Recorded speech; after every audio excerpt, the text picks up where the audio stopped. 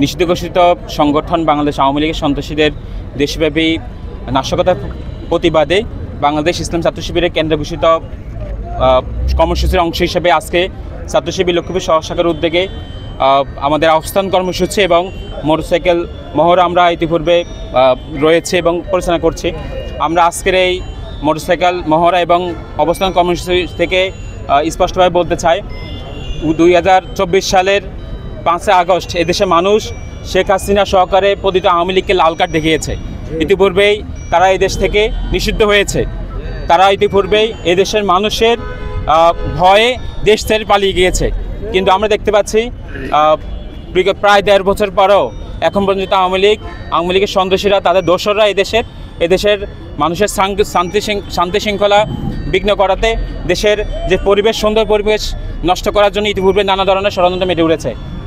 আমরা আজকের আয়োজন থেকে বলে দিতে চাই, বিপ্লবী ছাত্র জনতা এদেশের মানুষকে সাথে নিয়ে যারা এদেশের দীর্ঘ 17টি বছর এদেশের মানুষকে গুম খুন শোষণের মধ্য দিয়ে এদেশকে কারাগারে পরিণত করেছিল, সেখান থেকে মানুষ বিপ্লবী ছাত্র জনতা এদেশকে উদ্ধার করেছে। আমরা বলে দিতে চাই, এখনও শেষ বিপ্লবী ছাত্র জনতা ঘুমিয়ে যায়নি, তারা এই দেশ থেকে হারিয়ে যায়নি।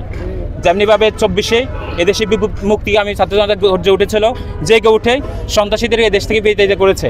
আবারও যদি তারা এই দেশে মাথা ছাড়া দিয়ে উঠতে চায়, তাদের ষড়যন্ত্র অব্যাহত রাখে, আমরা হুঁশিয়ারি করে বলে দিতে চাই, আপনাদের নেতৃবৃন্দ যারা আছে তারা কিন্তু ইতিপূর্বেই নিরীহ নেতৃবৃন্দ যারা নিজ লেভেলের নেতৃবৃন্দ আছে, নেতাকর্মী আছে, তাদেরকে রেখেই তাদের নেতারাই ইতিপূর্বে পালিয়ে গিয়েছে। অতএব যারা দেশে আছেন, আপনারা বাইরে যারা আছে তাদের উস্কানিতে কান দিবেন না, পা দিবেন না। নতুবা এখন যেভাবে গর্তে আছেন সেই গর্তে থাকেন। আপনারা যদি গর্ত থেকে বের হওয়ার চেষ্টা করেন, এদেশের মানুষ আপনাদেরকে এই দেশ থেকে বিতাড়িত করবে। অতএব আমরা পাশাপাশি বলতে চাই, এদেশের মুক্তিকামী ছাত্র জনতা নতুন একটি সূর্যের, নতুন একটি ভোরের স্বপ্ন দেখেই এদেশের মানুষ আপনারা, আমাদের ওসমানরা, আমাদের সাব্বিররা জীবন দিয়েছেন।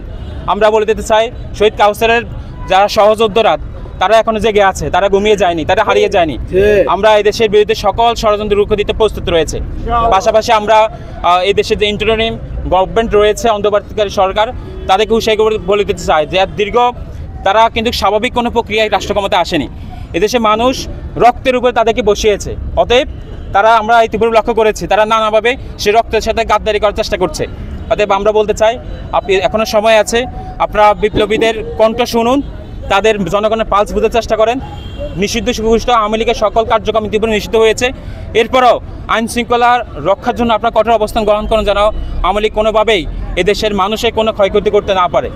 আমরা প্রশাসনের প্রতি আহ্বান জানাবো, আপনারা যারা আওয়ামী লীগের সন্ত্রাসী রয়েছে, যারা লক্ষ্মীপুরে আমাদের প্রিয় ভাইদের হত্যা করেছে, নির্বিচারে আমাদের শত শত ভাই বোনদের উপরে গুলি চালিয়েছে, তাদের মধ্যে যারা এখন আমাদের অনলাইনে আমাদের বাড়িতে হুমকি দামকি দিচ্ছে, ইতিপূর্বে দেখেছি আমরা আমাদের সমন্বয়কদেরকে অনেকে হুমকি দিচ্ছে। আমরা বলতে চাই, আপনারা তাদেরকে চিহ্নিত করুন।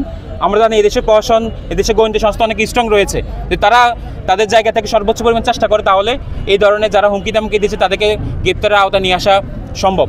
তো সেই জায়গা থেকে সবাইকে আহ্বান জানাচ্ছি যে এই দেশকে ভালোবেসে, এই দেশের মানুষকে ভালোবেসে ভবিষ্যৎ সুন্দর একটি সমৃদ্ধ বাংলাদেশ গড়ার লক্ষ্যে সবাইকে ঐক্যবদ্ধভাবে থাকুন।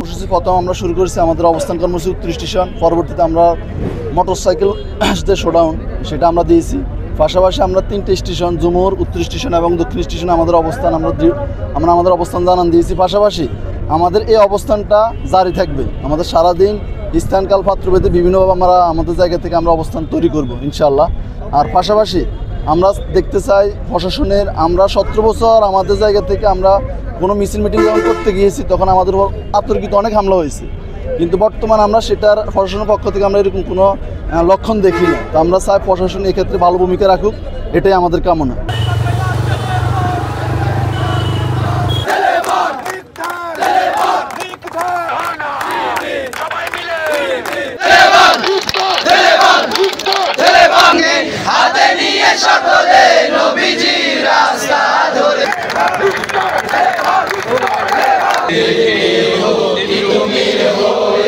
ছাত্র জনতা